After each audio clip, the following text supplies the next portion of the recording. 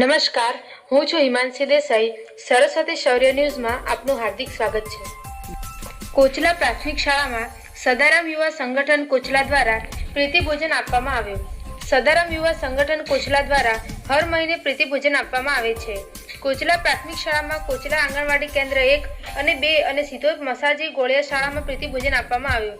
થરાદ તાલુકાની કોચલા પ્રાથમિક શાળામાં સદારામ યુવા સંગઠન દ્વારા પ્રીતિભોજનનું આયોજન કરવામાં આવ્યું.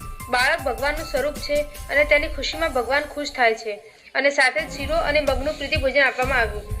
આ નિમિત્તે ગામના યુવા મિત્રો અને સીઆરસી ભેમજીભાઈ ઉપસ્થિત રહી બાળકોને હિતભર્યું ભોજન પીરસવામાં આવ્યું. તેમજ લોકો અવારનવાર કોઈને કોઈ રીતે દાન કરતા હોય છે.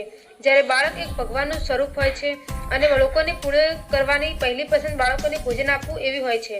સીઆરસી ભેમજીભાઈનું સદારામ યુવા સંગઠન કોચલા દ્વારા શાલ ઉડાડી સન્માન કરવામાં આવ્યું. સીઆરસી ભેમજીભાઈએ સદારામ યુવા સંગઠનનો આભાર માન્યો અને પ્રીતિભોજન આપવા બદલ શુભેચ્છાઓ પાઠવી. આ પ્રસંગે શાળા પરિવાર વતી સદારામ યુવા સંગઠનનો આભાર વ્યક્ત કર્યો. અહેવાલ પ્રધાનજી ઠાકોર.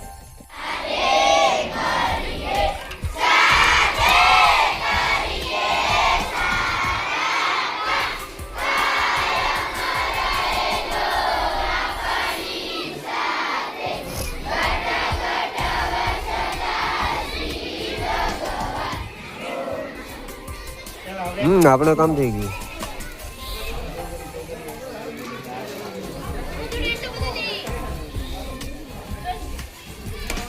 ખાવાનું ચાલુ રાખો, બંધ મત કરો.